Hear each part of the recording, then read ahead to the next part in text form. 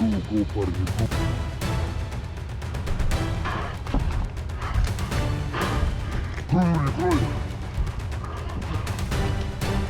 быстрее, быстрее, быстрее. Пострел!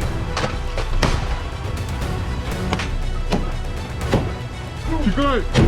In the Pokrovsk sector, one of the most sensitive points on Ukraine's eastern front, throughout 2025, daylight became the most dangerous moment. A position that had appeared calm for hours actually harbored Russian troops, confident they were undetected amidst battlefield activity. But that moment raises one question. How did the Azov offensive on Pokrovsk end with Russian troops secured without major escalation? Слава Україні!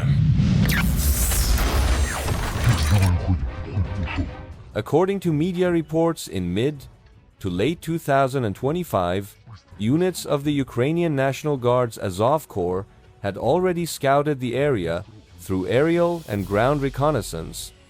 Although conducted in daylight, troop movements were carried out covertly, exploiting the terrain, damaged buildings, and lulls in enemy activity. Every exit route was recorded before the operation began.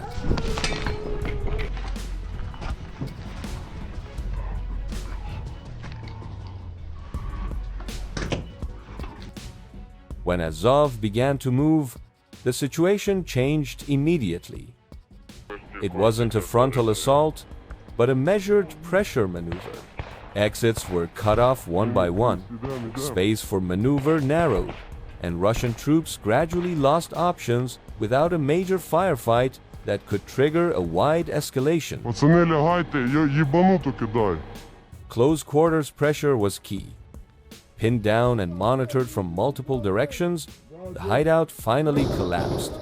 Russian troops emerged from their positions and were captured alive, making this operation one of the few examples of a capture without major combat in a typically highly active sector.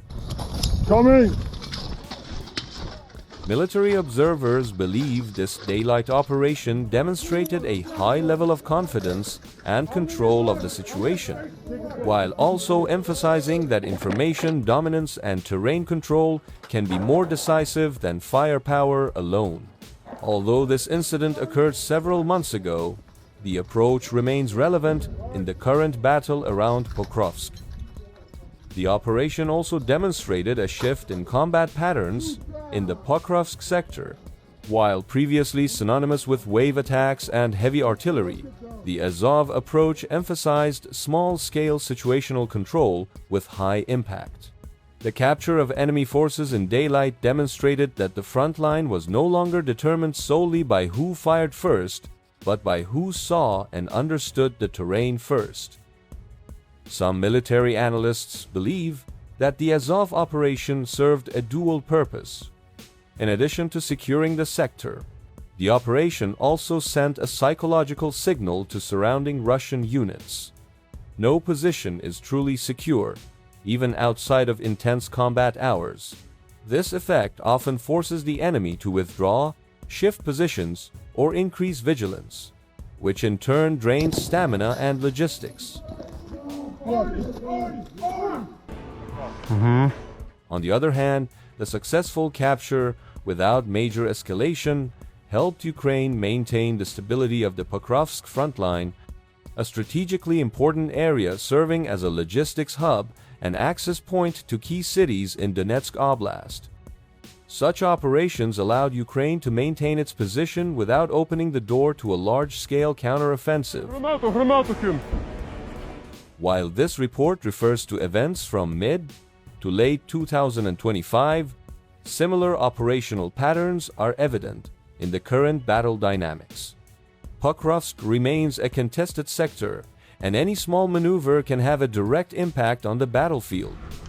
With the situation constantly evolving, the big question now is whether this approach, precision operations, limited pressure, and securing positions without major engagements will become more commonplace, or whether it will trigger new adaptations from the opposing side on the Pokrovsk front line.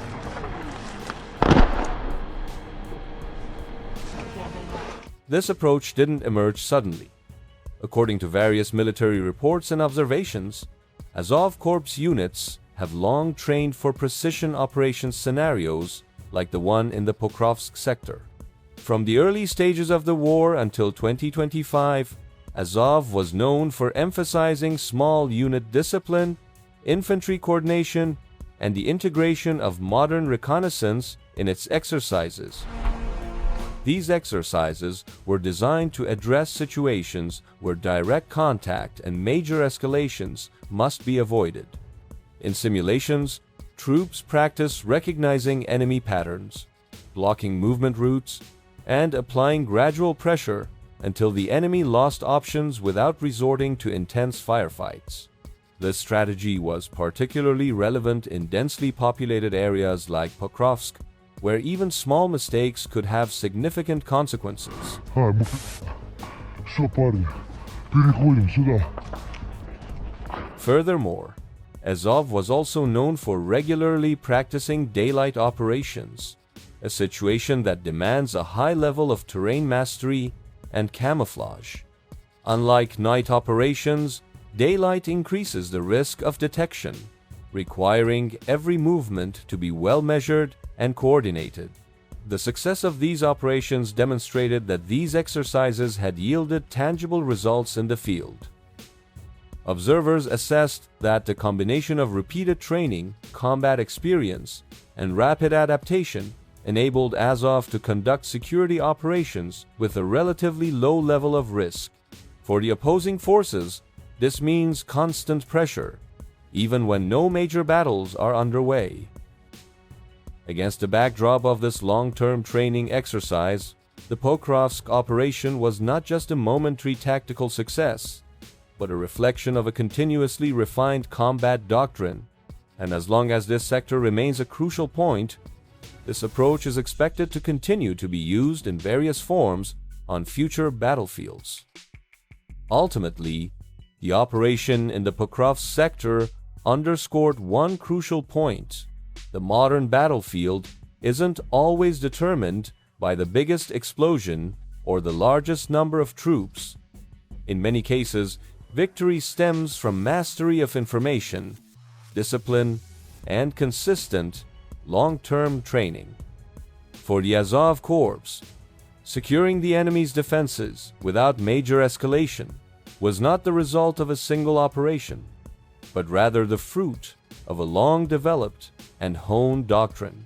And for Pokrovsk, every precision operation like this serves as a reminder that the balance on the front lines can change not in days, but in minutes. With this sector remaining a key point on the Eastern Front, one question now hangs over the battlefield: who can adapt faster and who will be left behind?